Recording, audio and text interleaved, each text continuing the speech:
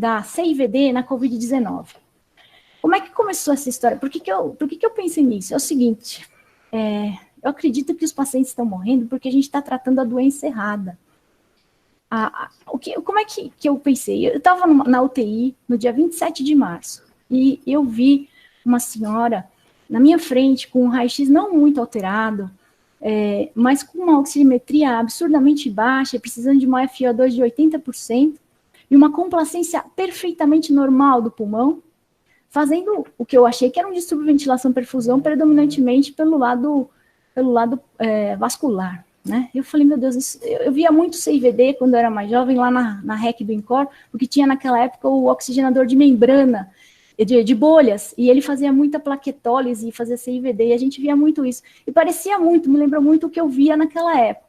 E quando eu fiquei nessa dúvida, eu falei, mas será que é uma CIVD? Será que é uma coagulopatia? E aí, naquela hora, o pezinho da minha paciente ficou roxo, o dedão dela ficou roxo, eu vi um fenômeno trombótico periférico, então eu falei, meu Deus, é uma CIVD. Nessa hora, eu liguei a heparina, e eu vou explicar para vocês como é que a gente vai ligar isso daí, depois no final eu vou dar o protocolo para vocês, e o dedinho dela no final do dia, depois de umas 6, 7 horas, estava rosinha, e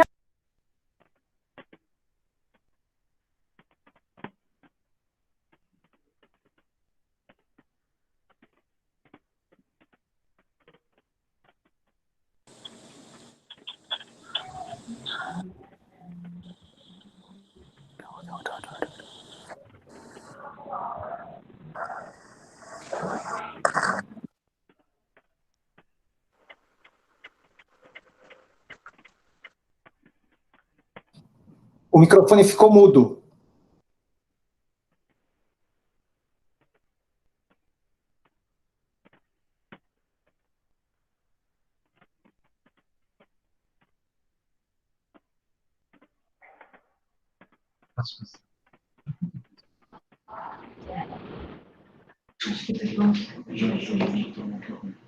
Você consegue abrir a câmera também? Posso falar lá? Alguém viu rápido aqui a sua apresentação, não sei como conseguimos. Será que eles escutaram o comecinho? Escutamos até a hora que você falou que usou heparina e aí o dedão do pé visualizou. Pergunta se vocês estão te ouvindo. Vocês estão me ouvindo? É melhor estar a tela, sabe? Nossa. Fechar o microfone. Vocês estão me ouvindo, gente? Sim. Sim. Vocês conseguiram ouvir o comecinho? Não. Eu ouvi. Tecnologia não é meu forte. Tá bom, tá todo mundo ouvindo, né? Do oxigenador de bolhas, né? Vocês escutaram a etapa do oxigenador de bolhas, né? Que dava muito CIVD naquela época.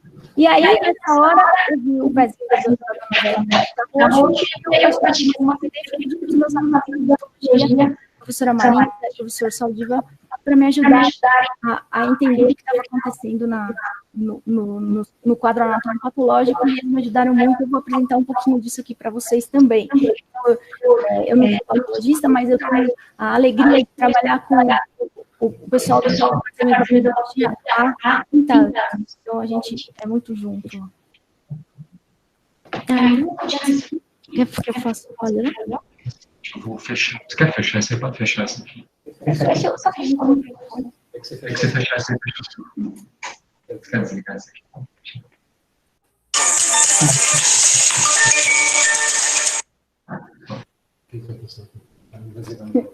Isso aqui é uma loucura. Tá bom? Então, desculpa aí as falhas técnicas. Deixa eu só ver se está aqui. Tá todo mundo aí? Isabel, você tá vendo eu? Ah, legal. Ela tá vendo. Desculpa, pode ir. Beleza. Então, vamos em frente, desculpa os problemas técnicos. Então, o que levou a gente a pensar que, na verdade, o que está acontecendo na Covid-19 não é uma SARA, é uma coagulopatia como causa da disfunção dos órgãos? Primeiro, uma hipoxemia grave em pulmões com complacência normal. fenômenos trombóticos frequentes, que a gente vê, às vezes, perifericamente, ou em grandes órgãos, infartos sem alteração de cateterismo, TEPs sem alteração de angiotomografias, assim por diante. E alterações laboratoriais que sugerem que a gente tenha uma coagulopatia. Ah, não acredito. Mas como é que faz isso para roubar? Eu não sei. Eu só fui mexendo embaixo. Você está apresentando. Estou vendo ali que apareceu.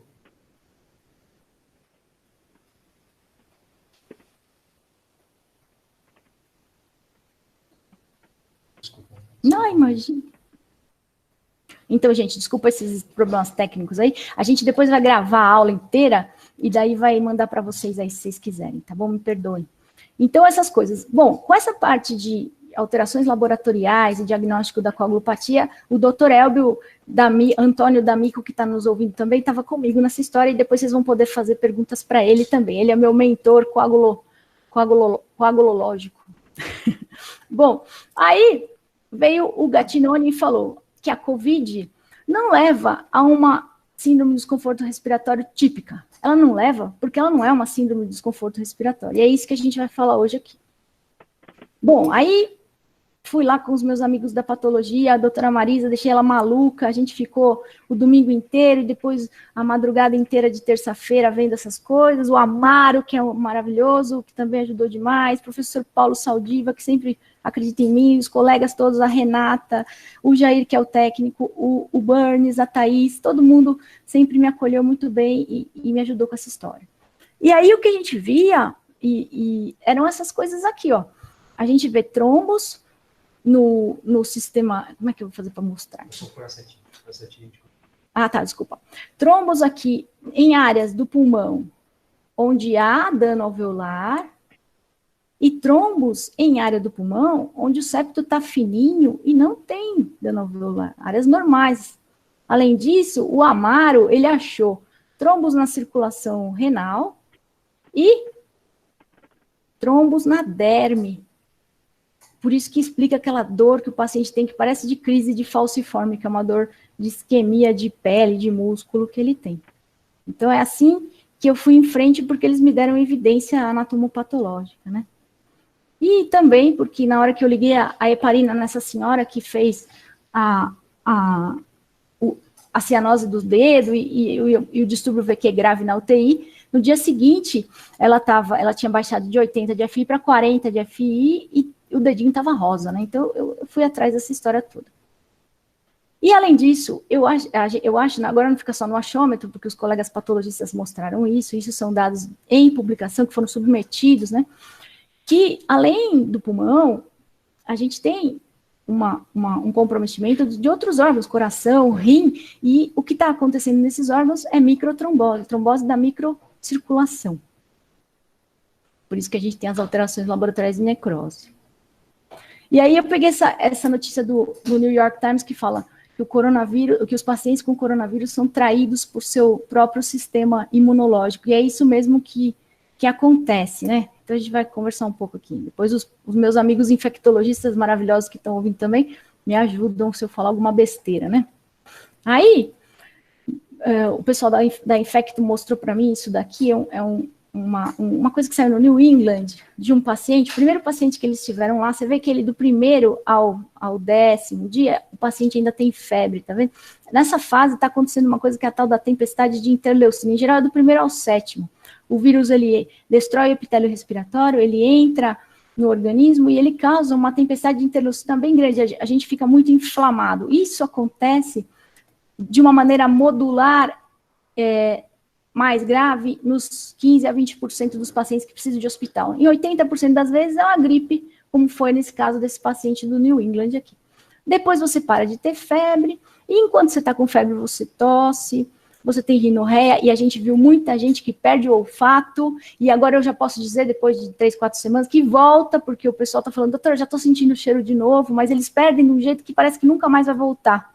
Fadiga, náusea, muita náusea, vômitos também vi bastante, diarreia menos, mas vi, e uma dor abdominal. Então, esses são os principais sintomas. Depois que acontece essa tempestade de interleucina, Alguns pacientes têm uma calmaria aqui. E aí, do 7º ao 10º dia, eles vêm para o pronto-socorro nessa fase da disseminação da cascata da coagulação, quando eles começam a dessaturar, começam a ficar hipoxêmicos, que é o que a gente tem visto. Isso pode ir até além. Um paciente recente, ele veio no 11º dia de sintomas, e o dímero dele chegou até 20 mil. Eu dei alta para ele, sem tubo, só com catéter de oxigênio, com esse protocolo que eu vou explicar para vocês aqui no final. Bom, aí tem essa outra imagem que os meus amigos da Infecto me ajudaram também e me deram, que é um gráfico de mais ou menos como é que as coisas acontecem no corpo do paciente, né? Olha aqui, ó, 30% que não têm sintomas, eles são menos contagiantes, talvez. A gente não tem nada disso, como disse a Miriam Dalben, a gente não sabe de nada nessa história, a gente está aprendendo a cada dia, né? Então, a gente, no comecinho, poucos sintomas, o pulso sintomático em torno de 30%, e, teoricamente, agora a gente vai saber com os estudos de sorologia se eles vão ficar imunes ou não, que é a pergunta de $1 milhão. Ele vai ficar imune em torno da 2ª semana, às vezes até na 1ª semana aqui, esse pulso sintomático, e vai parar de contagiar na 2ª semana. Tem os outros 55% que tem uns sintomas moderados, mais ou menos. E esses daí, como é que acontece? Do 1º até o 4º dia, poucos sintomas, não nenhum sintoma, depois um sintoma moderado leve. Esse vai demorar um pouquinho mais para contagiar, sendo que as pessoas podem contagiar até, os casos mais graves, até quase um mês depois que adquiriram a doença. Então, a gente ainda está pisando em terreno movediço aí. E isso também não tem ainda a complementação direitinho. Agora com as sorologias que a gente vai saber. E tem os caras que têm sintomas severos. Esses que a gente vai falar hoje. São os caras que vão ter que ser internados no hospital. E aí a gente vai propor uma estratégia preventiva para que eles não necessitem da ventilação mecânica, que a gente está conseguindo.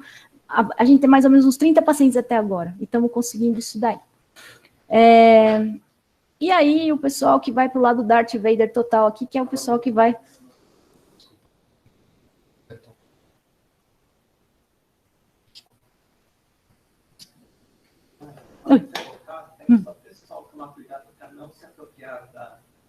Da apresentação. É isso que eles estão fazendo?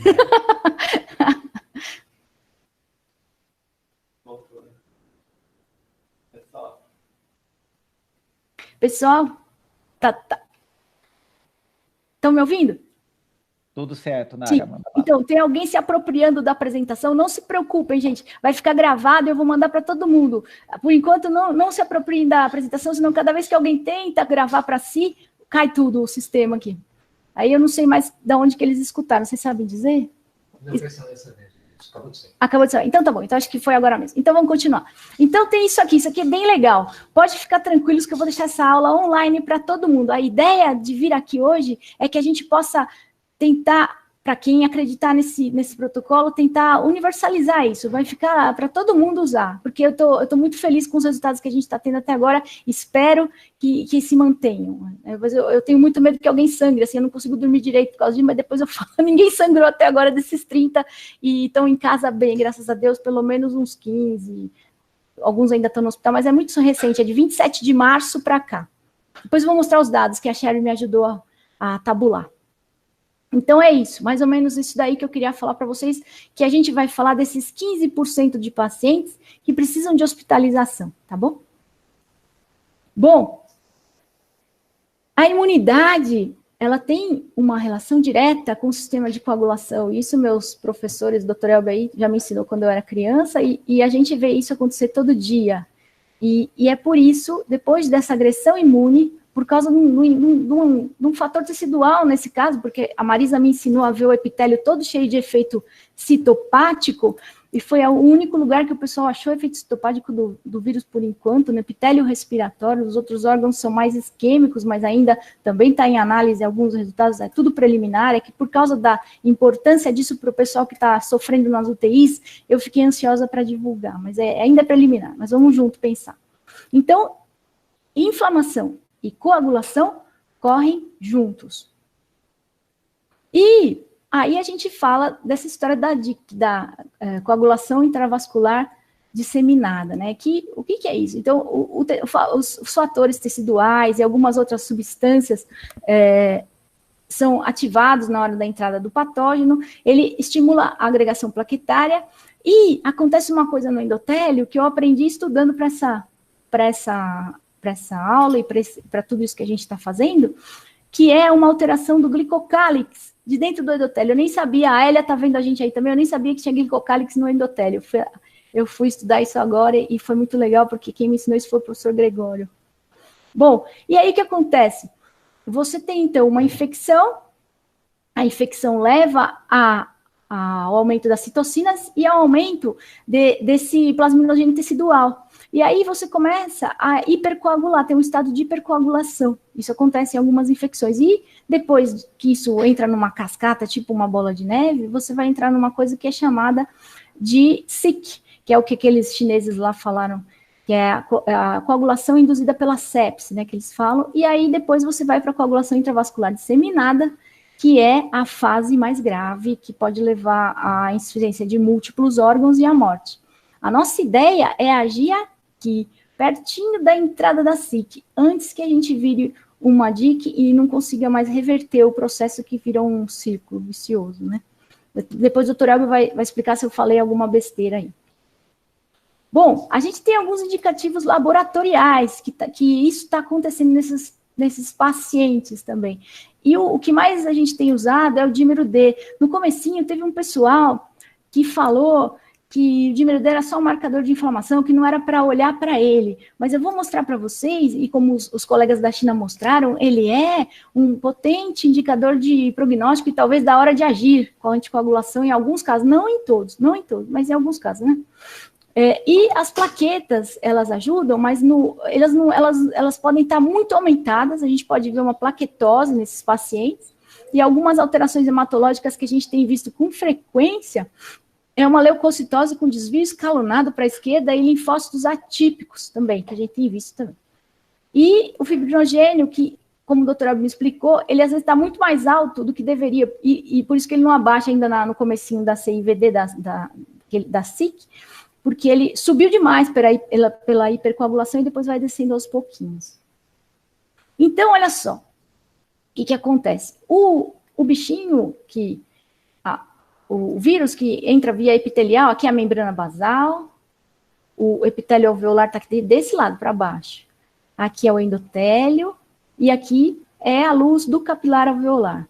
Então, veja só, eu não sabia disso, aprendi agora esses dias, ó. Tem um glicocálix dentro do endotélio.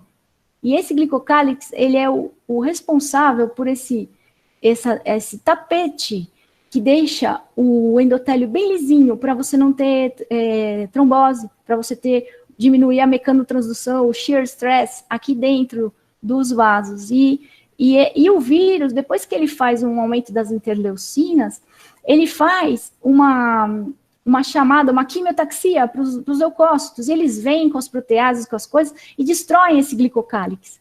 E o endotélio fica desnudo.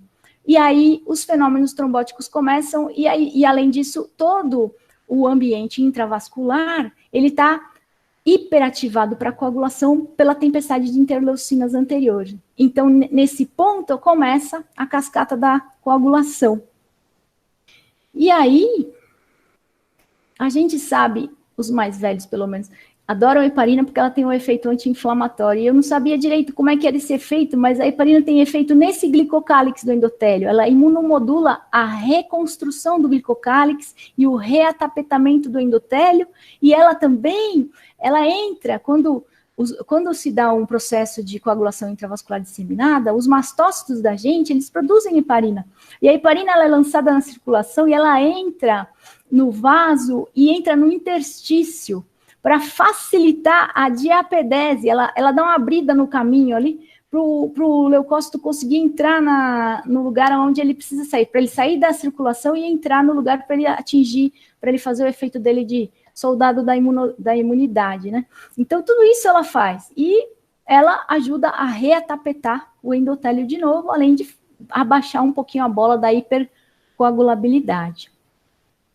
Bom, aí a gente mostra, depois isso foi dia 27 de março que a gente estava pensando nisso, depois de um tempo, acho que uma semana ou duas, esse colega da China, ele fez um estudo retrospectivo de 1.800 pacientes, ele classificou todo mundo aqui direitinho, ele pegou só os graves, muito, muito graves, desses são 449, e ele mostrou retrospectivamente que quem tinha recebido heparina tinha morrido menos do que quem não tinha, mas só se tivesse aquele SIC score, que era o índice de sepsis induced coagulation, bem altão. Quer dizer, no cara mais grave, se ele tivesse tomado heparina, ele teria vivido um pouquinho mais do que o outro. Mas ele não teve um poder estatístico muito animador, mas é um estudo retrospectivo, não teve critérios de quem foi anticoagulado e quem não foi, não é?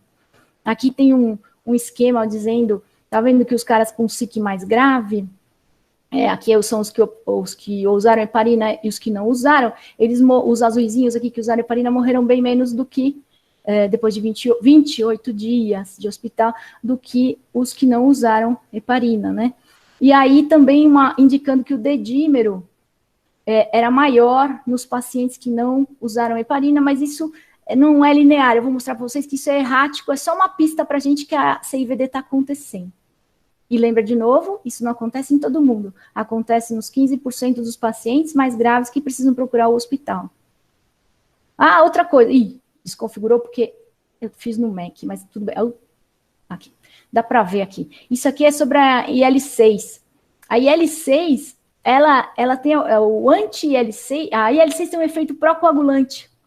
Então, provavelmente, o anti-IL-6, que custa, sei lá quantos $1.000, ele tem um efeito nessa síndrome, porque ele tem um efeito anticoagulante, ele freia a cascata da coagulação, e ele talvez dê uma melhorada mesmo lá para frente.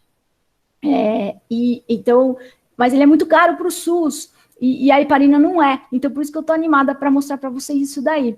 E outra coisa que o meu colega Dr. Daniel Denzelan me chamou a atenção foi dos efeitos da cloroquina na anticoagulação. E talvez seja por isso que o Trump, e eu não vou falar outro nome, gosta tanto da hidroxicloroquina, porque ela tem um efeito anticoagulante também, pequeno, antifosfolípide, e talvez seja isso que em alguns pacientes que não têm uma CIVD, que o doutor Elber vai explicar depois, que é uma CIVD galopante lá, o VER, que ele fala, esses pacientes talvez respondam com a cloroquina nos estágios iniciais. Então, ela tem esse efeito anticoagulante.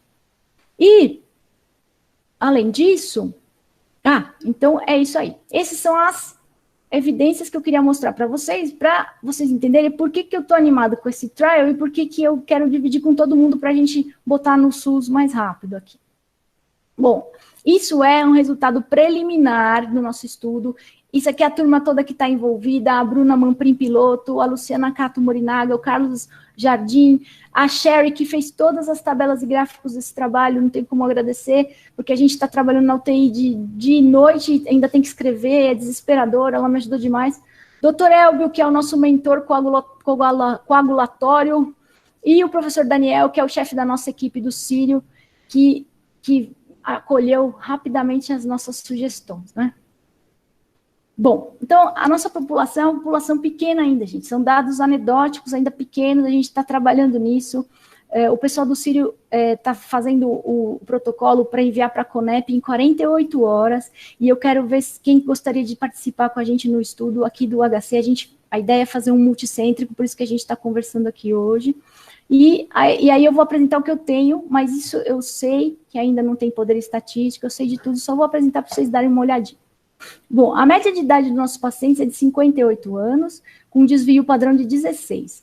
O tempo de internação, isso é o mais legal, quer dizer, vocês viram que aqueles caras morreram depois de 28 dias, eles sobreviveram. O nosso tempo de internação é de 5 a 7 dias de internação. E o tempo de UTI a gente não sabe ainda, porque alguns pacientes ainda estão em UTI, são poucos. Chamaram a gente para esses pacientes que estão na UTI, depois que eles já estavam na UTI uns 5 a 7 dias. Por isso que a gente acredita no timing. Aí fica mais difícil tirar o paciente da tempestade coagulatória. Talvez, assim, a gente acredita que tem que ser precoce, que tem que ser assim que ele começa a dessaturar. Não deixar para um estágio onde já tem uma certa lesão de órgãos-alvo, insuficiência renal, que é o que a gente está enfrentando na UTI, porque fica mais difícil de tirar o paciente, né? E a gente só tem 5 desses pacientes em UTI, porque a partir do momento que a gente percebeu que era uma CIVD, a gente começou a tratar todos os outros com esse protocolo que eu vou mostrar para vocês, a partir do primeiro sinal de dessaturação de oxigênio. Então, só quem ficou na UTI é quem já estava lá antes do protocolo. Os outros, ninguém precisou de ventilador. O dímero D da admissão, mais ou menos 1.000 a 2.000, isso variou bastante. Os linfócitos, às vezes linfopênico, às vezes normais. O DHL a gente acabou usando como um indicador de lesão epitelial, que ajuda a gente um pouquinho a decidir algumas coisas mais para frente no protocolo. O PCR da admissão varia muito. Às vezes o paciente tem um PCR super pequenininho e quando ele começa a piorar, lá na frente aumenta o PCR. E o delta T de sintomas até ser internado é de 6,7 dias, ou seja, mais ou menos 3, ou seja, 7 a 10 dias, que é aquele período perigoso que eu falei para vocês lá na tabela dos sintomas, né? E o delta T de sintomas até usar o protocolo é de 9 dias, porque aqui estão incluídos todos os pacientes, inclusive os da UTI, mas depois eu vou mostrar para vocês os separados, que já entraram e a gente botou no protocolo. E aqui delta T de internação até o protocolo 3 dias, também por causa dessa coisa da UTI. Comorbidades, nossos pacientes tinham diabetes, 9%, 23% hipertensão, pneumopatas, insuficiência renal, apneia do sono, neoplasia, tinha 9%, cardiopatia, mas era só 2, também é pouquinho, são até agora 24 pacientes, é bem pouquinho. A gente já tem mais 10 para incluir na planilha, então é tudo anedótico aqui, mas eles tinham as comorbidades. E aqui é mais ou menos uma ideia de como que era a tomografia desses pacientes. A maioria tinha um dano moderado e alguns tinham um dano leve. Leve aqui. 25, menos que 25%, 25 a 50%, 50% da tomo atingidos. Tá? Isso tudo é obra da Sherry aqui. É uma artista. Aqui, é muito legal esse gráfico, porque aqui é quando os pacientes estavam na UTI, já estavam um tempo lá na UTI, e aí chamaram a gente para ver. Foi o dia que eu vi essa senhora do pé roxo aí. E a gente começou a heparina, e aí a relação PO2-FO2 da maioria deles subiu. Opa, parou? Faz tempo? Não, agora, nesse momento.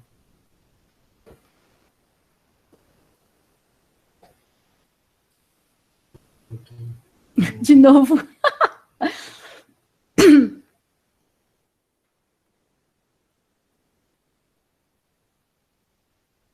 Ainda bem que você está aqui, porque senão eu ia sentar e chorar. Gente, desculpa, eu de novo repito, vai ficar disponível para vocês essa aula gravada para vocês, para quem quiser, viu? Então não precisa tentar gravar ela agora, senão a coisa cai aqui. Eu acho que vocês viram isso aqui, a relação PO2-FO2 dos pacientes internados em UTI.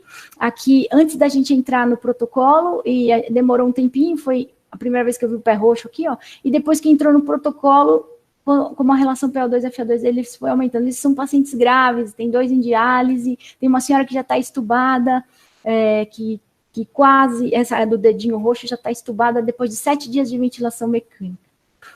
Vou mostrar para vocês o resto, peraí. Aqui é a PF de pacientes que não estavam na UTI, ela é mais errática.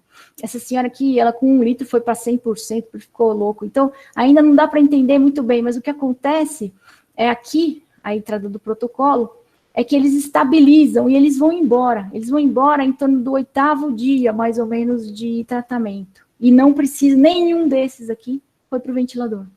Nenhum foi entubado. Aqui é dímero D de todos os pacientes, e eu acho que fica difícil, porque o range é muito, muito difícil de ver, porque alguns têm enorme, a gente dividiu de novo. Você vê que tem um aqui, está com 20 mil, é um paciente que a gente deu alta com 9 dias de internação, sem precisar ir para o tubo. Olha aquele aqui. Aqui são... e também tinha um da UTI, um paciente que está na UTI com 20 mil, tem esses outliers, né? E aqui a maioria ficou em torno de 1.000 de dímero D. Aqui é o mesmo gráfico. E aqui, os pacientes não UTI, tá vendo? Ele tinha também um que tinha 20 mil lá em cima. E se você tirar ele, a maioria dos pacientes ficou em torno de 1.000 até 500. Tinha gente com dímero D normal também.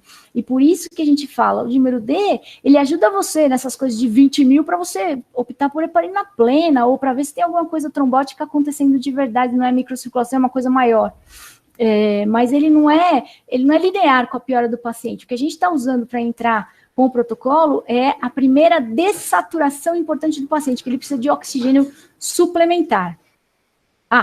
Então aí começa o cabo de guerra, né? É um cabo de guerra. Se o paciente vai para o lado da hipercoagulação, você tenta segurar com o protocolo da gente. E a gente vai chamar de protocolo cabo de guerra aí, ó, o Boris aí. Bom, aí o que a gente propõe no protocolo? Primeiro, profilaxia de TEV para todos os pacientes com COVID-19 positivos ou sugestivos, porque a gente está tendo muito falso positivo, mas a Tomo está ajudando muito a gente. Aí até falei com o Dr. Públio da rádio, e eles estão junto com a gente aí para ver essas alterações radiológicas.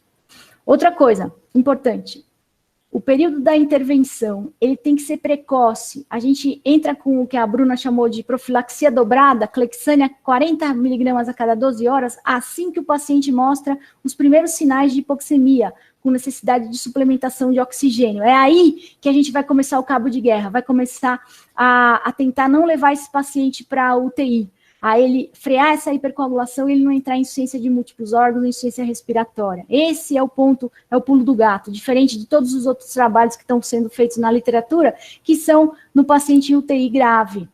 Se o paciente estiver em UTI grave, sob ventilação mecânica, a gente considera manter heparina EV contínua, suficiente para manter um TTPA em torno de 1,5 a 2. Não precisa heparinizar pleno. A gente pode heparinizar EV contínuo e manter o TTPA mais baixo, segurando a hipercoagulabilidade. Agora, iniciar a heparina plena se a gente identificar algum evento trombótico, como foi o caso dessa senhora que trombosou o dedinho.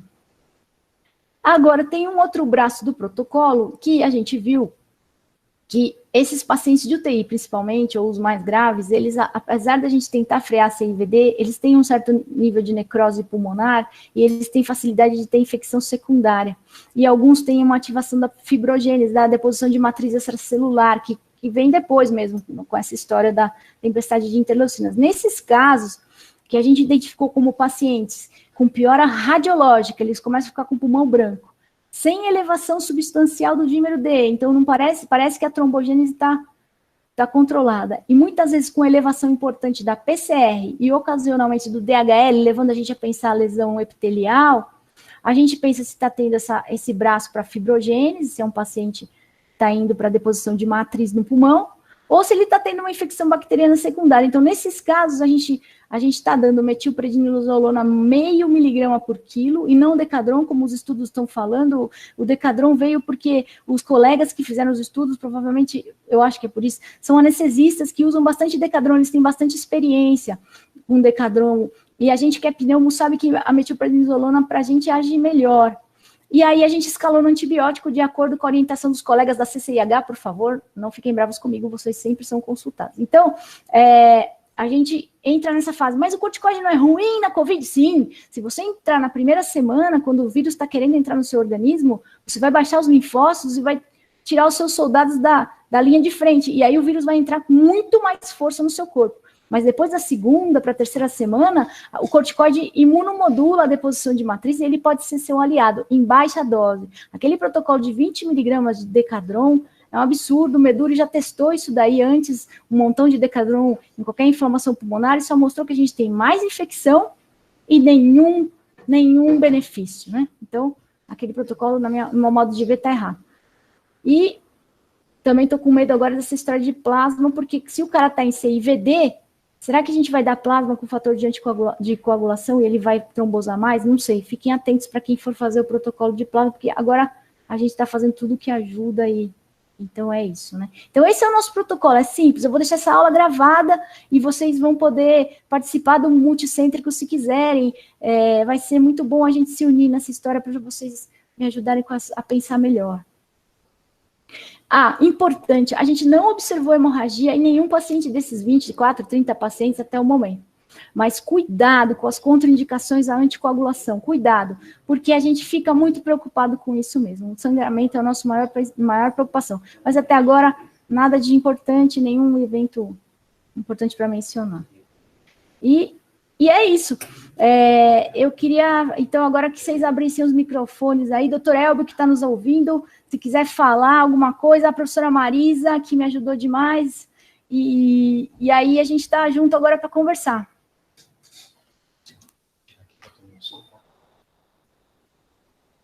A Sherry.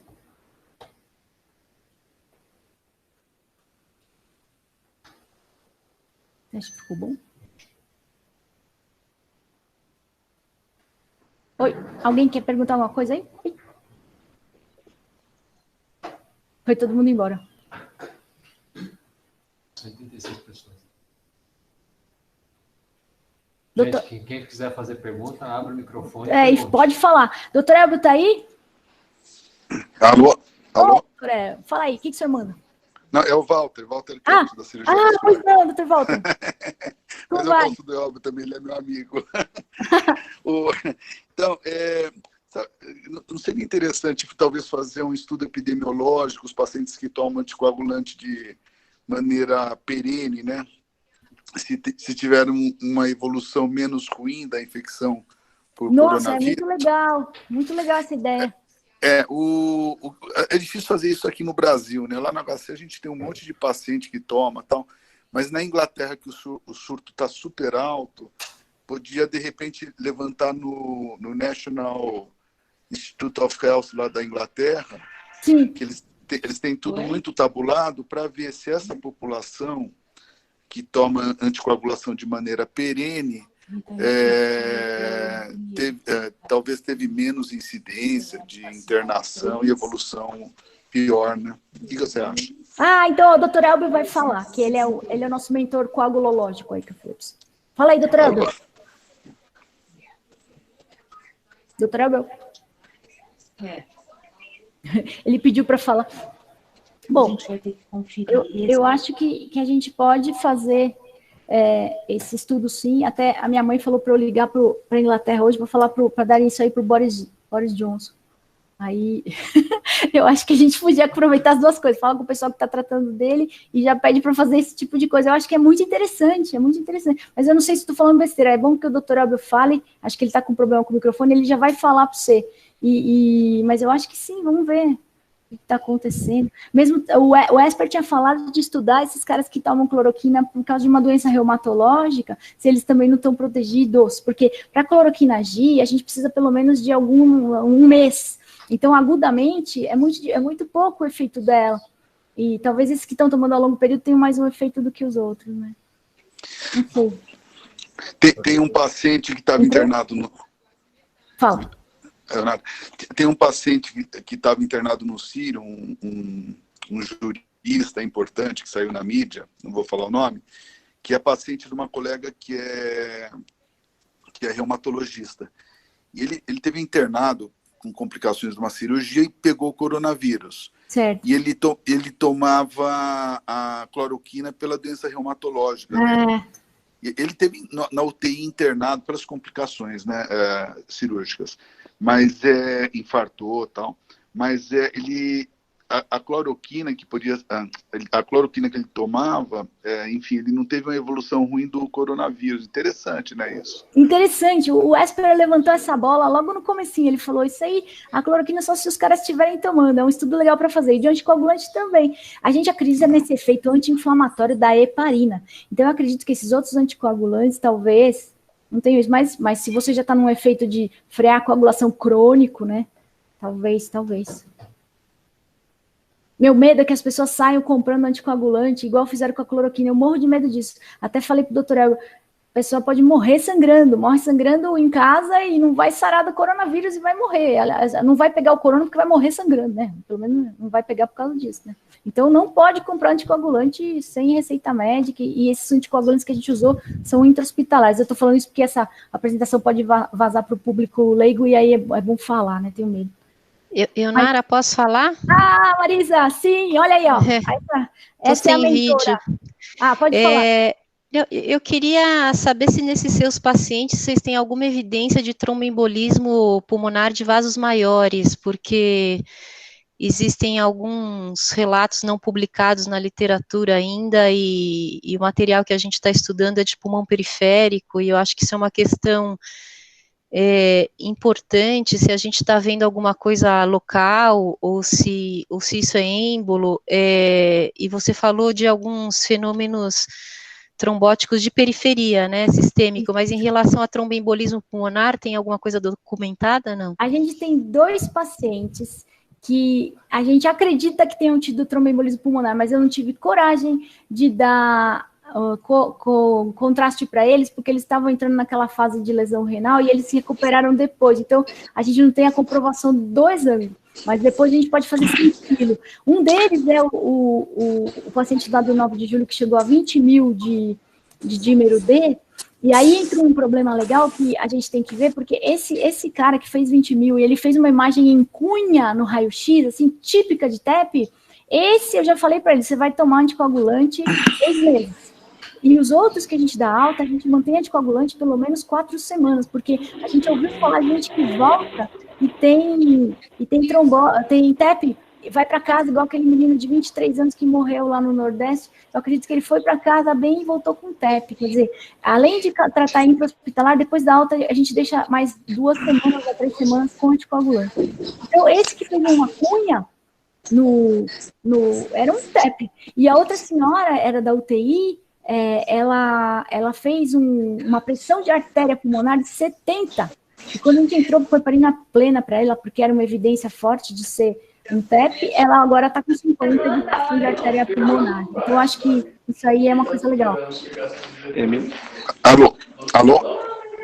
Oi, Leonardo? Oi, Henrique, desliga o microfone aí. Desculpa. É o Walter de novo? Pode falar. Marisa, eu respondi sua questão aí? Desculpa. Respondeu, que eu tô com o microfone aqui fechado. Tá bom. Um beijo para você. Tá bom. Pode falar, Walter. Então, eu queria só falar de um caso do Santa Marcelina. Pera só um minuto. Eu quero só agradecer. Marisa, eu queria agradecer você por você ter nascido, tá? Obrigado por tudo. Sem você, eu não teria feito nada disso aqui, tá? Eu vou falar. A Thaís, o Burns, o Amaro maravilhoso, a Renata, que é uma santa criatura lá que me aguentou também. Eu agradeço muito a vocês todos. É só isso. Tá, eu vou falar para minha mãe, então. Pode deixar. Liga para ela, bota ela aí online. Mas obrigado mesmo, tá? Muito obrigada. Então, eu só queria falar de um caso que eu ouvi falar do Santa Marcelina, que o paciente teve uma flegmase cerulea dolens, quer dizer, na vigência do coronavírus. Quer dizer, você pode ter, acho que, lesão de vasos maiores mesmo. Né? Tem sim. A gente teve... A minha colega, a Valquíria, da vascular, ela mostrou um paciente que necrosou a perna inteira. Isso. Porque se você deixar a CIVD correr solta, ele vai fazer fenômeno trombótico grave. É que eu acho que como é tão grave no pulmão, porque ali é a porta de entrada, e a Marisa também, ela é modesta, mas ela viu plaquetose dentro do pulmão, um monte de coisa, acho que coagula o pulmão primeiro e o cara morre de insuficiência respiratória antes de fazer essas tromboses periféricas, mas aí já é achômetro, né? Mas se deixar, coagula tudo. Sim. Alguém mais quer falar aí, gente? Doutora Abel, você tá sem microfone? Entrou? Não? A Paula. Paula, pode falar.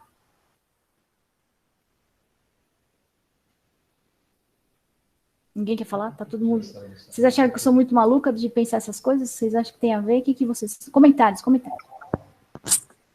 Marinha, vou parafrasear você.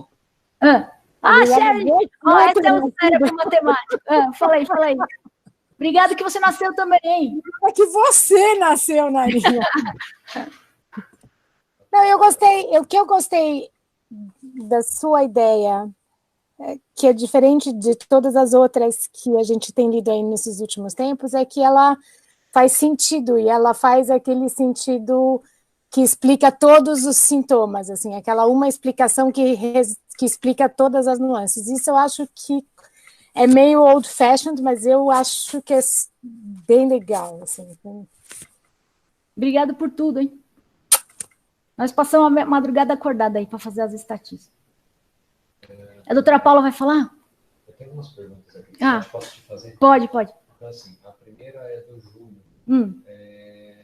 Para a introdução da hematosaparina, o critério seria apenas a dessaturação? Poderia se contabilizar o DMD também? Então, sabe o que aconteceu? Em alguns pacientes a gente meio que caiu do cavalo. Essa doença a gente aprende a cada dia, cara, é muito louco. Assim, às vezes o cara vai fazendo a dessaturação e o dímero D dele só sobe no dia seguinte, e aí fica mais difícil para você tirar ele da cascata. Então, como a gente acredita muito, graças ao pessoal da patologia, que o que está acontecendo é trombose, a gente entra quando começa a cair o oxigênio mesmo. E como é uma conduta não muito cheia de coragem, que é um Clexane dobrado, 40 miligramas a cada 12, sem grandes problemas de sangramento, a gente não teve nenhum problema. É uma conduta que eu acho que o custo-benefício vale, e você não fica preso ao valor do dímero D, que em alguns pacientes pode até ficar normal. A gente está com um paciente agora, né, Bruna, internado, que ele está com dímero D normal e ele está fazendo todo o percurso de dessaturação. E a gente entrou com a dose dobrada para ele anteontem e hoje ele já melhorou a oxigenação. Esse era um paciente que claramente iria para ventilação mecânica. Hoje ele está com 1 litro de oxigênio saturando 95. Então a gente não espera o dímero D, ele pode dar um delay. Até a doutora Paula pode falar, porque a doutora Elba está sem microfone, se ela quiser, ou se tiver mais algum colega da hemato que possa me ajudar, porque o dímero D é um indicativo? Mas ele não é linear, ele não pode ser usado, mesmo nos pacientes que melhoram clinicamente, às vezes ele fica alto muito tempo, então a gente aí não está confiando 100% no valor, assim, num nível, num cutoff, assim, de dímero D, mas é um indicador legal. A Thaís perguntou se a gente vê plaquetose nesses pacientes. A gente vê plaquetose, sim, e a gente vê... sensação de tosse. Oi? A gente vê plaquetose, sim, e a gente vê também plaquetopenia em alguns deles, é meio errático. Acho que depende da hora que você pega no processo de trombogênese, acho que é isso. Mas o doutor vai me ensinar melhor essas coisas, a gente está aprendendo todo dia, eu estudo com ele todo dia ainda. Oi. A Beatriz Holanda. Ela pergunta assim, vocês conseguiram ver alguma relação entre coagulação e hora ou não da função renal?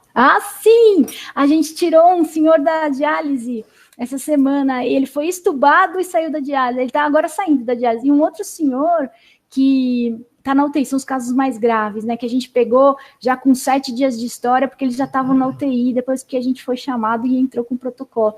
E tem um outro senhor que ele tem um monte de comorbidades, e ele iria para diálise anteontem, e ontem os resultados lá dos exames de creatinina dele começaram a baixar, e ele baixou a FiO2 para 35%, e a gente considerou não fazer diálise ontem. Hoje eu não vi como ele está. A gente está ainda dia a dia olhando, né? Mas ontem ele tinha melhor. Agora, esse outro foi de alta da UTI estubado, com 10 dias de tubo, porque a gente entrou no 7º. É assim, em torno do 3º dia, depois que você entra com o protocolo, 24 horas você já consegue ver alguma coisa. Mas lá pelo 3º dia você já vê um efeito muito legal.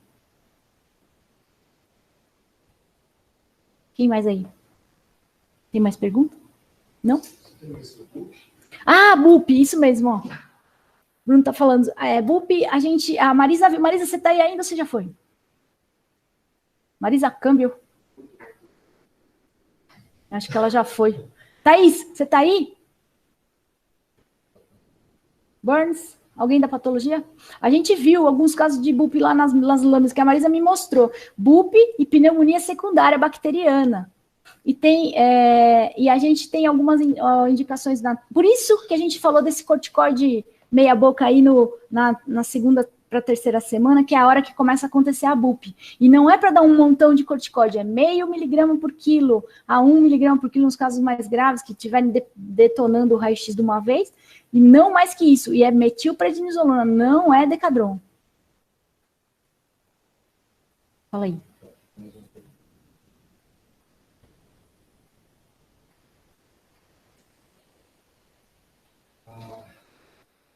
A Adriana está perguntando quanto tempo de corticoide. Adri, a gente está fazendo 5 dias 0,5 miligrama por quilo, e daí depois a gente começa a desmamar, assim, 5 miligramas a cada 2 dias, vai tirando devagarinho e tira. Não precisa ser muito tempo, não, é pouco tempo. É só para frear mesmo, é tudo, acho que é a volta da homeopatia. A Hélia, que é outra, é maravilhosa, esqueci de falar. Hélia, você também, que revisou todos os meus textos, que ficou comigo madrugadas a fio aí, conversando, tudo. Obrigado, que falou que para eu prosseguir, e a Hélia falou uma coisa que eu queria muito fazer, microscopia eletrônica desse endotélio, para ver, a gente consegue, a Hélia é uma fera da eletrônica, e a gente pode ver tudo o que está acontecendo nessa interação da matriz extracelular, com o endotélio, com o epitélio, a eletrônica vai ajudar muita gente. Então, Hélia, obrigado, e a gente conta com você. Oi, Eonara, voltei, tá? Ah, obrigada. Fala da BUP aí, Marisa. Qual que é a pergunta? O Bruno falou se tem BUP em algum caso, se você viu algum caso de BUP. Não, então, a gente, agora que a gente já analisou 10 casos, ou está analisando, na verdade, está tudo bem em andamento, mas uma coisa que a gente estava prevendo que fosse acontecer é que os pacientes vão apresentar padrões diferentes de histologia de acordo com o tempo de internação, né? Sim. Então, o que a gente vê é mais um padrão de organização de um dano alveolar do que propriamente a BUP, né? Tem um paciente que tem um padrão meio bupoide assim mesmo, mas é um paciente só. Mas o que prevalece são fases diferentes de um dano alveolar difuso, então, coisas bem agudas, paciente que chegou e morreu e chegou no pronto-socorro quase em óbito, e coisas mais organizadas com pacientes que têm uma história mais arrastada, uma história de doença acima de 10 dias, então, a gente está vendo, na verdade, uma coisa prevista, previsível, né, que ao longo da evolução da doença, você vai observando essa organização até com um pouco de fibrose, etc., que é uma coisa que a gente costuma ver nesses danos alveolares difusos. E as pneumonias secundárias também que você viu, né? Pneumonia secundária em mais da metade dos pacientes. Também. Então, esse daí do protocolo é aquela turma que estava melhorando com o protocolo da anticoagulação, de repente fica com um raio-x branco, sobe DHL, estoura PCR. Pensa em duas coisas, indo para fibrogênese e fazendo infecção secundária, é o que a gente está fazendo, pelo menos, né? E lembrar que a Marisa viu o pessoal que foi para o lado do Darth Vader total, que é a autópsia, né? A gente estava tentando trazer para o lado do Obi-Wan, né? É isso.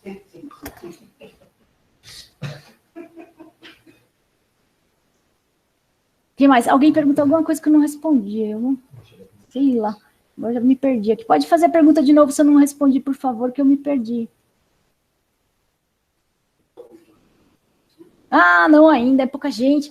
Quer dizer, a gente está fazendo isso agora, o pessoal do IEP está ajudando lá do Sírio, o Luiz Reis ontem me ligou, e aí em seguida botou uma pessoa que entende tudo dessa coisa de estatística, que para mim quem fez essa coisa toda foi a Sherry, ela está me ajudando, mas vai entrar um pessoal lá do IEP junto com a Sherry para ajudar a cálculo de amostra, tudo certinho para a gente saber, e como desenhar o estudo, que isso aí eu sou fraca mesmo, eu preciso de ajuda da turma lá.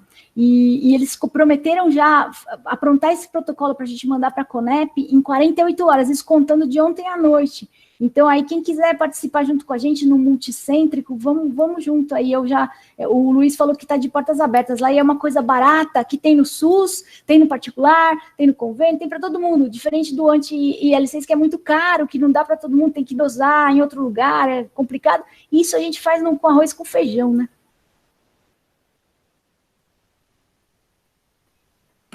Alô, Eonara? Fala, Walter. Eonara? Oi. Vocês têm pedido CPK para os pacientes? O Daniel que adora pedir CPK, porque, principalmente naqueles pacientes que têm muita dor no corpo, eles têm CPK alta, eles têm. E talvez uma evolução pior da função renal, né? E aí mais uma coisa para fazer. Por isso que eu te falo, o negócio tem que ser precoce. Depois que o cara entra na cascata e começa a lesar órgãos, fica muito difícil tirá-lo lá do lodo. Tem uma foto que deram, né, pra gente, uma figurinha que a gente tá puxando o cara do lodo, assim, né? Então, depois que ele passa de um certo nível, você com rabdomiólise, tudo vai piorando. Por isso que eu tô insistindo nessa coisa de ser precoce. E com um risco baixo, 40 de clexane a cada 12. Ou 1,5 no cara grave. Você não vai participar do Ah, ela quer ligar. O doutor Elber vai ligar no meu telefone. Peraí, que ele vai falar. Pois não. Diga, se eu vou participar do quê? Do esforço da crise lá no Ministério da Saúde. O Carlão Gabinete da Crise. Aqui. O Carlão falou que está dentro, e ele que é o chefe lá, e daí ele falou que está dentro, então nós estamos dentro. Nós estamos dentro, legal, todo mundo junto. Parabéns. Não, merece. Parabéns nada, isso é coisa de Deus, eu só estava no lugar certo na hora certa, e juntou as coisas que eu vi na vida, eu tô velha, é igual o Dr. Valente, ele fala assim, não me vá ser uma CIVD, e era. E aí, dessa vez, eu fiz igual o Dr. Valente, né, ele que me inspirou, vai ver que foi isso. Ó, o Dr. Elber tá ligando, eu vou ligar para ele, para ele falar, te responder aquela história lá, pera só um minuto. Tá meio zoado aqui, né, peraí, eu sou assim mesmo, o Daniel fala que eu não imponho respeito, peraí, só um pouco, ó. Doutor Abel falando. Fala, doutor Abel. Aí, ó, o homem... quer dizer, ele não vai aparecer aqui, mas... Eu não consigo conectar. Não tem problema, você tá no ar e tá todo mundo te escutando aqui. Pode falar, vê lá o que você vai falar. Um abraço para todo mundo, primeira coisa. Tá todo mundo escutando ele? Tá, pode falar, doutor Abel. Então, porque ficaram dúvidas em CIVD. Isso. O que você gostaria? O Walter está falando se valia a pena fazer um estudo que visse se os pacientes que tomam anticoagulante cronicamente para alguma outra doença estão protegidos dessa SARS-CoV grave. Pode, né? A gente tem lá no ambulatório da Hemato pacientes que tomam anticoagulante há muito tempo, são os que usam basicamente Marevan, né? Mas tem alguns, mesmo tomando Clexane por longo tempo, principalmente pacientes com câncer, ele daria para fazer um estudo e ver qual que é a evolução desses pacientes, né? Se tem maior proteção ou não. Eu acho que daria para fazer. Qual outra? A outra é aquela coisa da cloroquina na anticoagulação, que eu falei en passant, se você quer falar alguma coisa diferente. Cloroquina na anticoagulação? Que ela tem um efeito antifosfolípide, por isso que ela tem um efeito... A minha experiência que eu vejo nos pacientes com síndrome antifosfolípide primária, mas isso também é descrito em SAF secundária, que a cloroquina ela reduz a trombogenicidade. Então, tendo um efeito imunomodulador, ela diminui a reatividade plaquetária, tem trabalho que mostrava a menor disposição de fator tecidual, e com tudo isso a gente reduziria a hipercoagulabilidade, a trombogenicidade desses pacientes.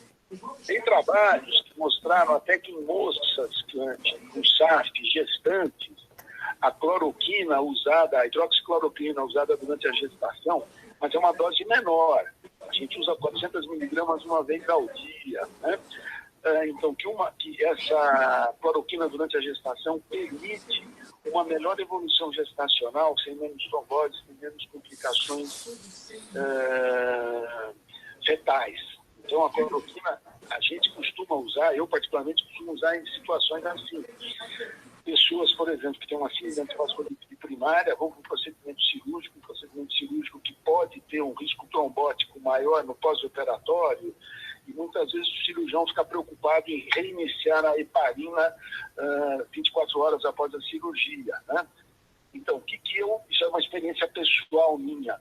Eu dou cloroquina um tempo antes, um mês antes, para reduzir, quando o paciente tem síndrome antifosfolípide, só nesses casos. Nesses casos. Eu dou antes, e é isso que eu queria que você falasse, você dá um mês antes, que é para ela ter...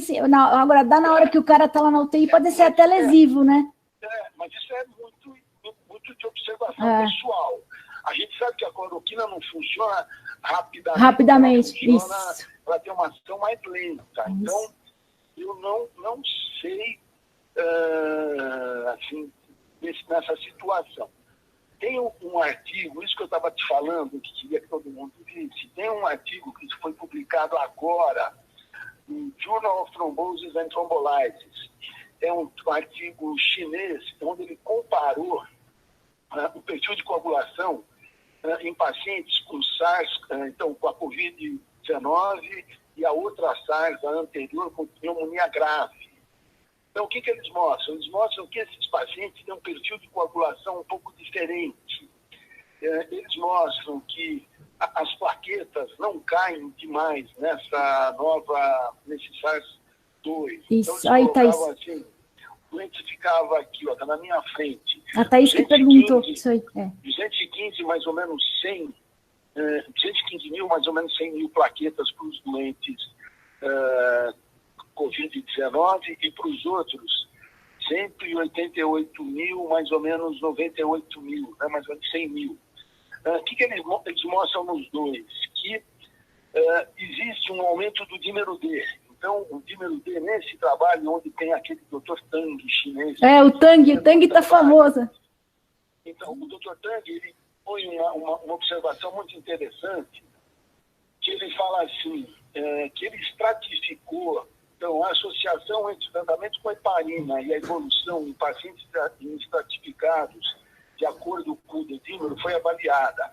Quando o dímero D era superior a 3 microgramas por ml, né, então 6 vezes o limite superior do normal, porque a gente usa muito 500 unidades, mas tem métodos laboratoriais que põem como 0,500, né, então como outro método laboratorial. Então, nesses que tinham um dímero acima de 3, eles diminuíram muito a mortalidade com heparina. Então, foi de 32,8% versus 52,4%. Porém, no grupo que não era Covid-19, eles não acharam diferença. Qual o problema que eu estou vendo nesse trabalho? A heparina foi só dada para os casos que eles classificaram como Covid grave. E o Covid grave, o que era? Frequência respiratória acima de 30 movimentos por minuto, saturação menor ou igual a 93 e um CO2 abaixo de igual ou menor a 300 milímetros de mercúrio, né?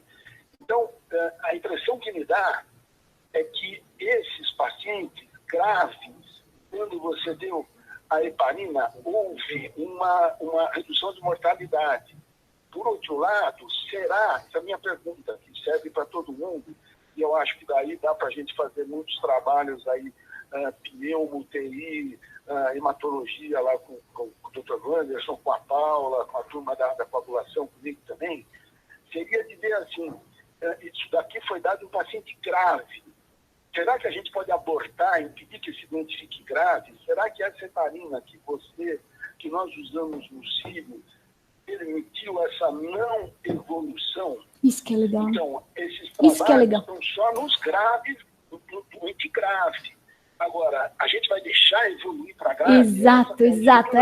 Essa é a minha angústia que eu quero que vocês me ajudem a responder. Então, é isso aí. Era isso que a proposta seria essa, fazer um trabalho conjunto, desde que exista acordo, né? Se o Dr. Carlos concordar... Ele concordou. O Wanderson já me falou que por ele tudo bem. Legal. O Wanderson, quando eu conversei com ele ontem, ele está super à disposição para fazer esse trabalho. Legal. Evolutivamente, que eu acho que isso é importante. Vendo a evolução, o paciente internou, tem algum motivo para estar internado, claro, a gente vai fazendo um acompanhamento laboratorial para ver esses marcadores, para a gente ver aquilo que eu sempre tinha te falado, né, Nara? Sim. Que a gente tem a CIVD, que é classificada como over, ou seja, uma CIVD que está bem descarrada na nossa frente. Aprendi. E a gente tem a non-overt, ou seja, é um processo evolutivo. Isso. Quando a gente tem a non-overt, a sociedade pede para a gente fazer controles laboratoriais sequenciais, eventualmente cada 2 dias. Isso, né? que a gente está falando. Para não deixar o cara ficar uma doença muito descontrolada. Muito grave. Uhum. E daí tem um outro artigo que eu acabei de baixar, super interessante, também um trabalho chinês que foi publicado no Experimental Therapeutic Medicine, em 2014, que é um trabalho prospectivo, eu não li ainda, que é baixa dose de heparina como tratamento para CIVD inicial durante a sepsis, né? Então, eu acho que tem tudo isso em aberto para a gente poder ver se realmente a heparina está tendo toda essa bola, se era tudo isso mesmo, ou se é um tratamento que não vai ser mais uma opção terapêutica que talvez não sei, daí a gente comprovar que ela funciona realmente. É legal a gente comprovar. É isso mesmo. Doutora, obrigado, o senhor nasceu também. Eu estou à disposição para quem quiser. Você pode dar meu celular, Leonara, para quem quiser, para todo mundo. Tá bom. Pode dar meu e-mail. Tá, a gente vai estar online de todo mundo, a gente também, todo mundo.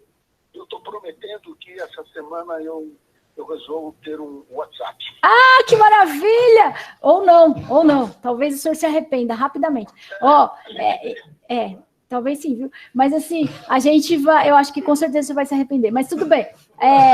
Vamos ficar junto, então. Então, que bom. E o Carlão também falou que está junto com a gente. Se o Carlos estiver aí, pessoalmente, manda um abraço para ele. Lembra aquele que me investigou daquela saturação baixa que eu tenho, 93. Carlão, quer falar aí? PO2 e não se achou nada, e eu não consigo aumentar. É verdade. Eu não sei se o Carlão ainda está ou se ele já saiu, coitado, porque ele deve estar cheio de coisa para fazer. Mas eu falo para ele. Obrigado, doutor Elvio. Nada, estou à disposição. Obrigadão. Um abraço para todos. Beijão. Beijão, tchau, obrigado. Isso aqui está parecendo programa de auditório, né, agora? Então, acho que é isso. Alguém mais quer perguntar alguma coisa? E quem quiser fazer parte do trabalho, por favor, conversa comigo. O Marcelo vai fazer também. E eu queria agradecer de novo a Marjorie, porque sem a Marjorie eu não teria tido a oportunidade de falar com vocês. Foi ela que falou com o Marcelo, e o Marcelo, querido, falou comigo e me deu essa oportunidade de ouro de juntar os colegas para pensarmos juntos. Aí todo mundo junto. Vocês viram que isso é um trabalho que sozinho não vai dar para levar para frente, não.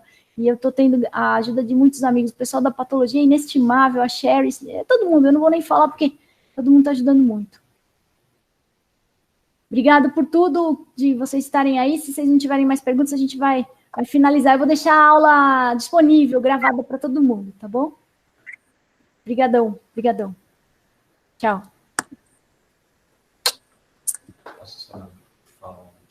Peraí. O Marcelo vai falar. Espera só um pouquinho. Obrigado a você. Bom, gente, então agradeço à professora Nara pela apresentação. Acho que todas as ideias que surgirem no meio dessa crise que a gente está passando são muito bem-vindas aí para a gente entender o que está acontecendo com os nossos pacientes. A exposição da professora Nara vai ficar, eu vou enviar para ela, então quem quiser pedir para ela depois o link, fique à vontade. E vai ficar disponível também no canal do YouTube do Grupo de ECMO aqui do Hospital das Clínicas, tá ok? Então, até amanhã no mesmo horário e muito obrigado a todos pela participação. Tchau.